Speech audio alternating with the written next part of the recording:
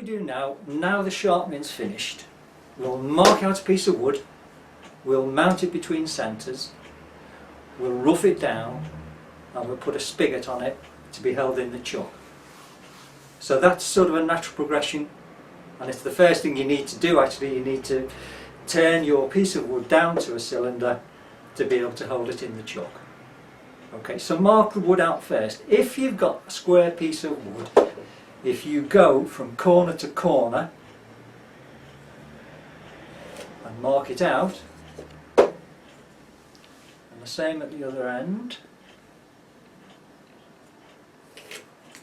turn it over, mark it again. There are numerous ways of marking out. This gets you fairly close. When you've marked it out, where your lines cross in the middle, make a hole, because that way that can sit in it, and so can your step centre in the other end.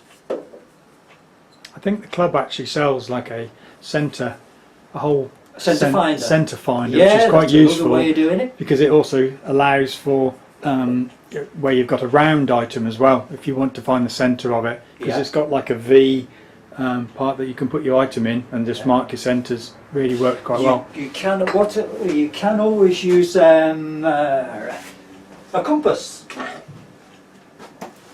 Yeah. can't you? So if you have a piece of, you put your piece of wood there, that's fallen off, have that in the centre and find out where your best circle is. You can do it that way.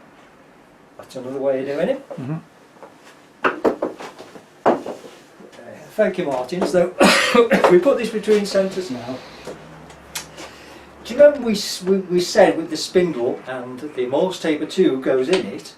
Well, most chucks nowadays are big enough. So what I'm going to do is put the step centre in the chuck. So that means I don't have to take the chuck off and this go into the spindle. So if I tighten that up, I believe they do a step drive, don't they? They like do. One that's purposely built to like a square round base. It will go into the Nova chucks. You seen that? no, I haven't. No. No, it's just a very small. It's not a. It's like a step, but it's on actually, yes, I a have. drive. Yeah. Oh, it goes straight. Oh, right. There's one for here as well, isn't Yeah, there? rotating step, Revolving. revolving. The revolving step. Right. Make sure your speed's turned down if you've got variable speed lathe. So what we'll do is we found the centre there. We found the centre there. I'm just going to lock that off now. And then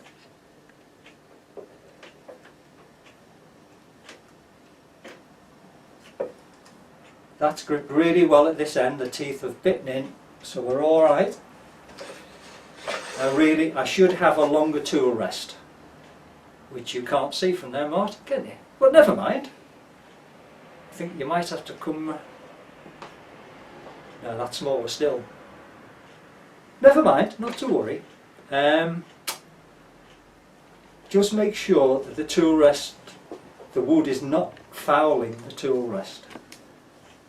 Yeah, you might best to come around, I think. It's well planned, this, Martin. It's working well, isn't it? Well. Yeah. Problem is now I'm going to throw shavings at you. That is the problem. So you can see that the tool rest, good point, just below the centre line. Now actually this is a real good point.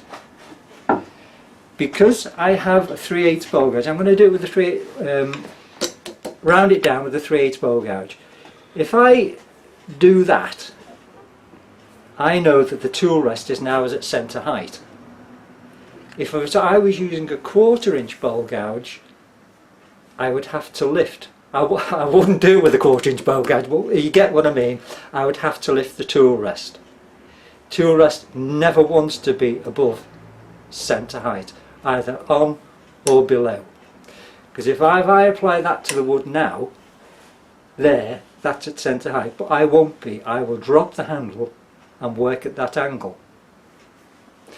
So we've made sure that that is not catching. I've tightened that off. Tool rest is the right height. I've tightened that off. I've made sure that's okay, and I know the step centre is alright in there. What I need to do now is put the safety glasses on. Martin was just making signs at me. I wasn't sure what it was to start with. Now the camera is on my right, and I think what's going to happen is safety goggles on. yeah, safety. Thank you, Martin. The safety goggles are on. We'll turn the lathe on. It is turned down. I've checked it. Always work with a comfortable speed and a sharp tool. The faster you're able to turn, the cleaner the cut is going to be. So if we start, never coming off the edge. Always go out to the edge.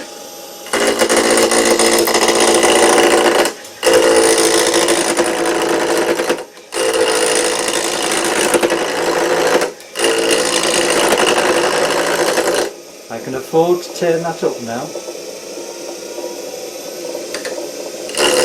Can you hear the difference? Can you hear the difference in the cut?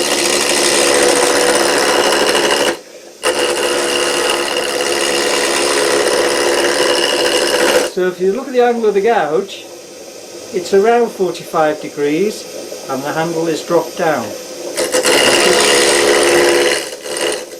This is put right into my side and I'm moving as one unit. My feet are staying in the same spot. I'm just moving backwards and forwards.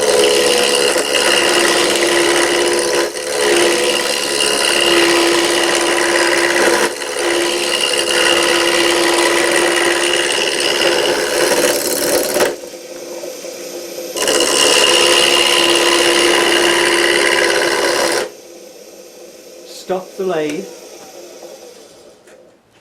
and move it along.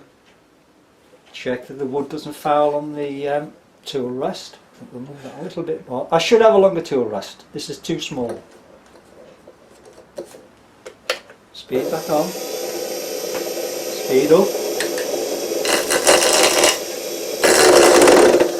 Ah, there you are. That's good. It's work loose. I should have been checking that that has not. I didn't tighten that up, so the quilt has actually moved backwards.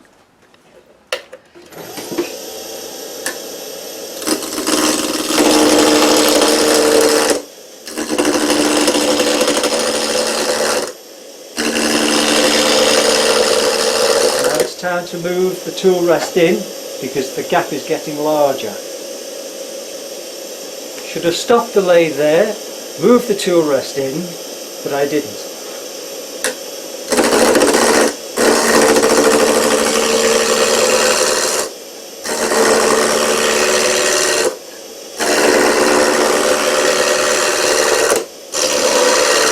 Right, we'll turn it up a little bit higher now. Can you hear the difference in the cut?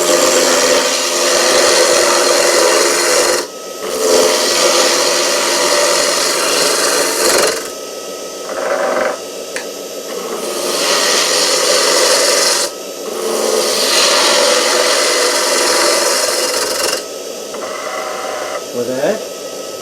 Turn the lathe off, nearly. So we're down to around there.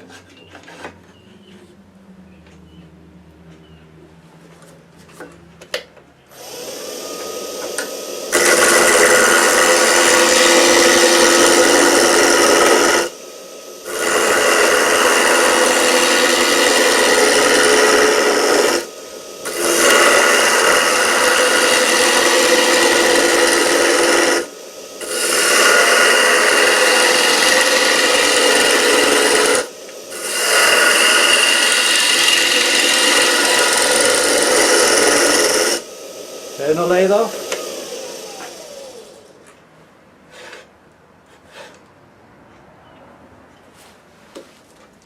We're okay.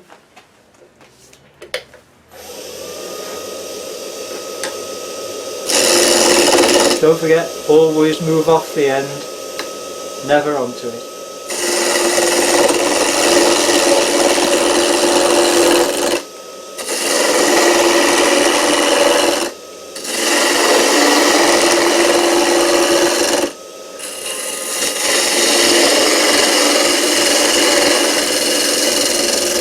Turn it off.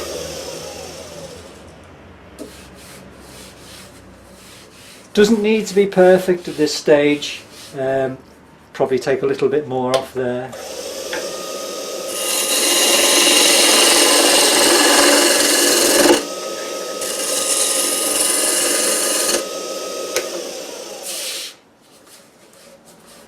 That'll do.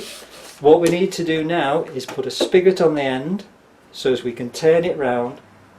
The spigot goes in the chuck. So I know I need to make a spigot 25, 26 mil wide to be held in there. So I'm going to use the parting tool. I could do this actually with a bowl gouge, but we'll do it with a parting tool.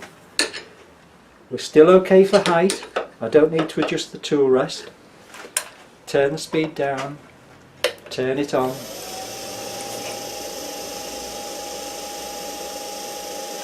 Set the verniers for 26 millimeters. Take gentle cuts. This line is waving about, so we need to straighten that off first so as we can get a nice clean cut in. So if you start with it down low and then lift the handle, I think we can go faster, quite fast.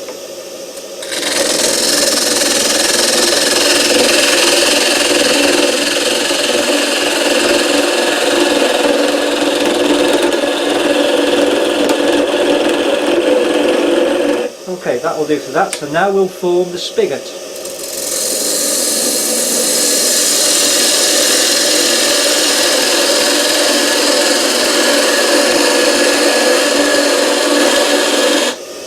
Turn the lathe off and I'll just check how we're doing. Oh, tons to go. Absolutely tons.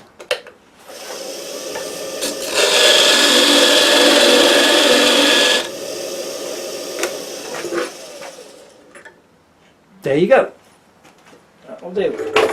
We'll lengthen the spigot now so as it sits in the chuck. So we've got the diameter, we just need to lengthen it. When you're using the parting tool, it's advisable not to go straight in. It's best to go, do it again, lift the handle.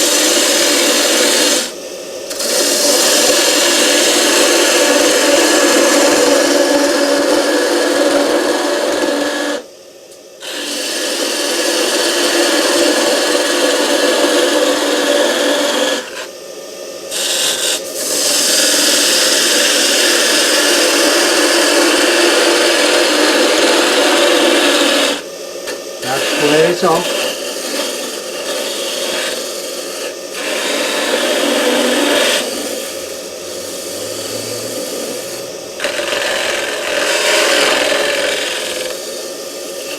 So what we're looking for is a spigot and a shoulder that is absolutely square, so as it sits well in the chuck. Is that okay? We're with that? Yeah. Okay. Do some of the chucks have like a dovetail effect? Yes, they do. Does that give an advantage of well, my gripper jewels are absolutely straight, parallel, but they've got serrations in that grip. If we, the O'Donnell jaws that I showed you, which are just behind you there, Martin, they have a dovetail on them. So, in other words, the face is flat, but the jaws go in a little bit, like that, in a dovetail. And what that will do is really bite into the wood there, and it will bite in so that it is supported just at the back of the dovetail. Really good grip. When you're marking, when you're doing a spigot, do your best that not only is it gripped in the round, but it rests on the back of the chuck, of the jaws, so it gets an absolutely perfect fit. You don't want it just gripped there, because that can happen, but if it's pushed all the way in and sits on the back of the jaws there and is gripped in the round, you've got a great grip. Okay, so that should be okay. I've turned the speed down. Take that off, move that back, and just lock the spindle, which I don't need to do because I'm not taking the chuck off. Take that out. Now we've got the chuck holding, the spigot.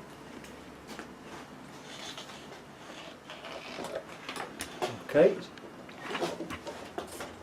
that is, as I put it in, I know it's going to grip great, but make sure the jaws fit all the way round. Now I know it will because I did an absolutely perfect setting for the jaws to sit in.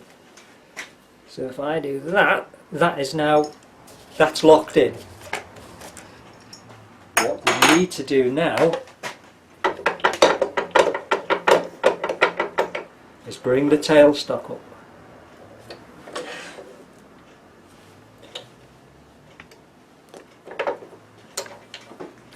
Lock it off.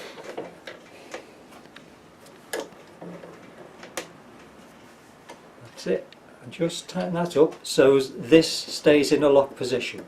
So in other words, that's going to be hard for it to move backwards and forwards.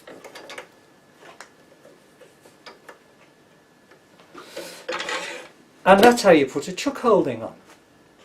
So you can take it now, whatever you want to do. You can go, well, you're well supported. You have this at the end. This is where you can do your spindle work, your beads, whatever. We could turn that into a vase as we have it held there. We could put another spigot holding on there and take this down, narrow this down, turn it round and then hollow out the vase. It's one thing you can do. Is that right? Yeah. Okay. We've just done a spigot. So in order to do a recess, things have to change a bit. That will not go between centres and allow me to do a recess directly. So I have to do it one of two ways. One, I could use that, like we did for the between centres turning, bring that up, bring the tailstock up and make a chuck holding on there. The chuck holding would then be reversed and then I could do a recess. The way I prefer to do it is, and again we'll probably cover this later, is screw chucks. I love screw chucks. I've never ever had a problem with one breaking. They are just so reliable. I can do a big piece of wood on that screw chuck. I can do a small bit. It's so versatile. I've made various sizes. I've made one for doing fruit. It's just a small one with an ordinary screw. These are coach screws. Much more versatile, much stronger, but that is just an ordinary screw for holding fruit. Screw chuck. I've pre-drilled a hole in there which is slightly smaller in size to that one. So I can now wind that onto there.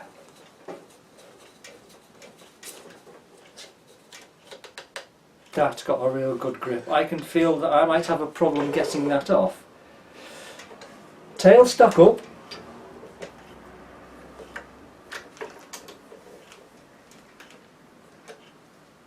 Tighten it up. Make sure the speed's turned down. You don't want it going full gallop yet. Tool rest is okay. I need to turn this tool around before I do anything else.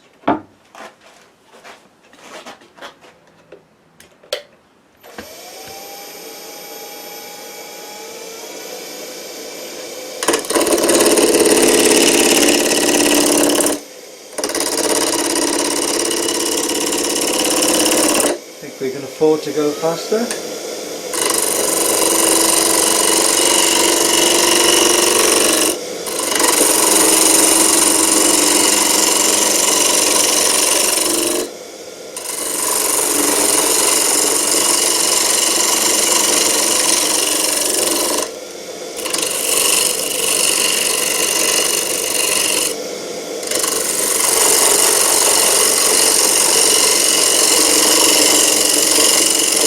Okay, that's nearly round.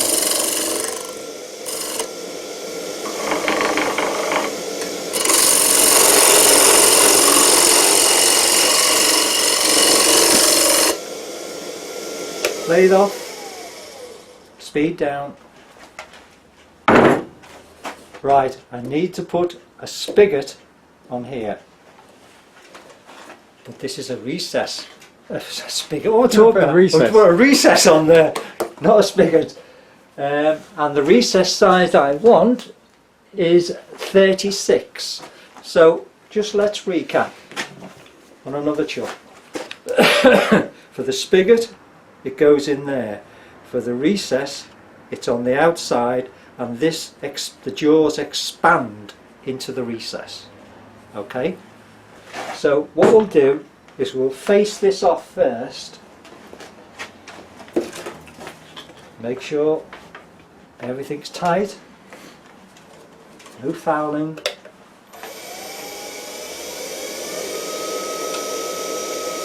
Tidy up the face first.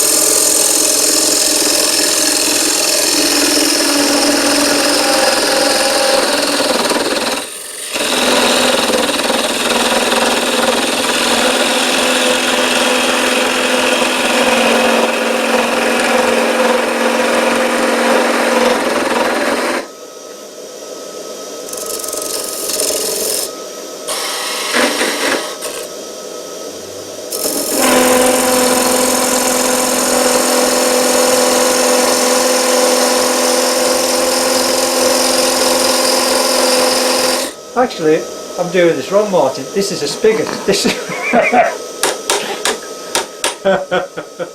oh, let's carry on. This didn't happen. We are creating a spigot that wants to be 26 mil. I'm glad we practiced this. It was well worth it.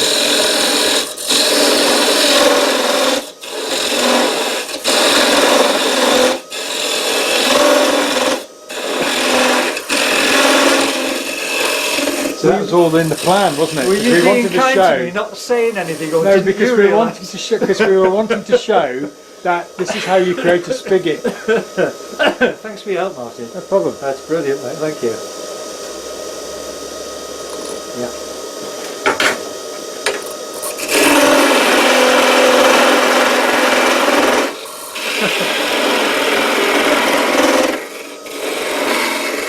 You've just seen a typical day for me. Many mistakes.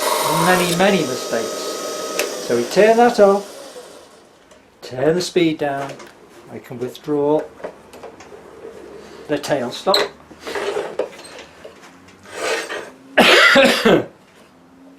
I will just lock that off. Oh, that came off easy.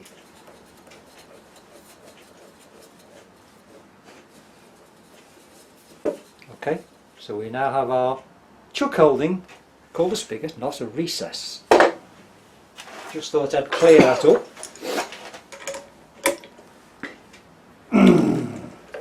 Okay, spigot goes in the jaws. They sit nice, comfy. Just make sure they are sitting well before you tighten up.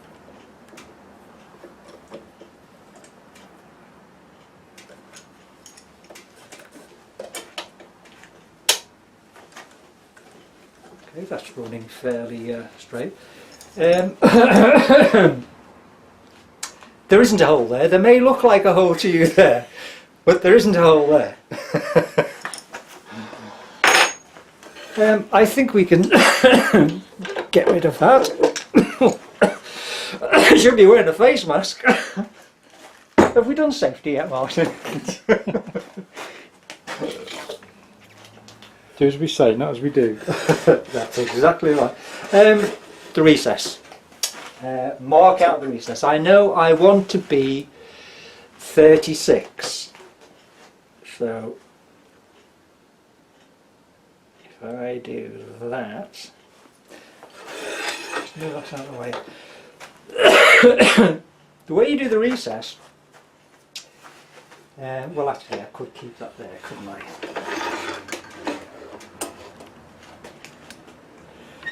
When you use verniers to mark out your recess, make sure only the left one touches the wood, the right one doesn't. So what I'll be doing is making a mark here, and hopefully it will join up on the other side, or I adjust it until it doesn't. That way I know I have a circle. Okay, so I'll just move that a bit closer. So the left one touches, the right one doesn't. And it's also being supported by the tool rest. So there's the mark.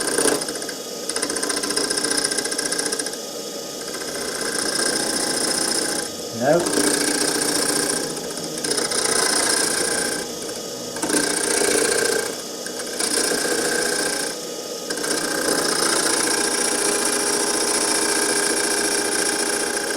There you go.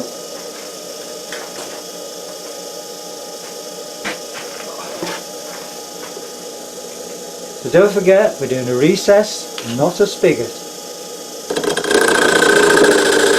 And you can't see that hole.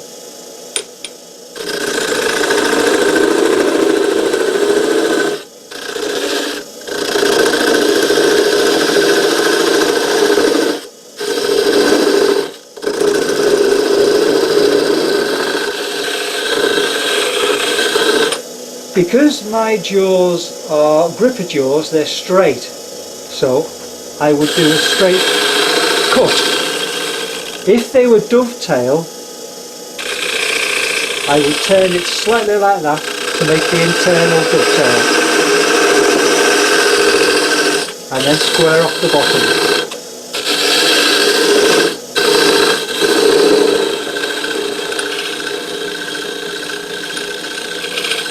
So there's your recess. You just need to remove that. I'll need to adjust the tool rest height.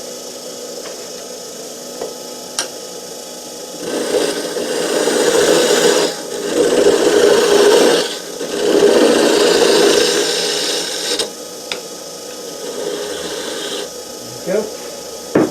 Just make sure that's absolutely square and at the bottom, so that it sits nicely in the chuck.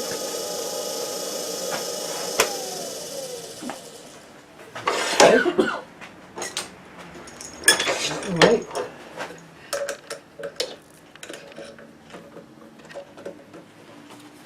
If I turn that round now, fits in. The jaws are expanding, as you can see. And they are now gripping the inside of that recess. So there you go. Just turn that on.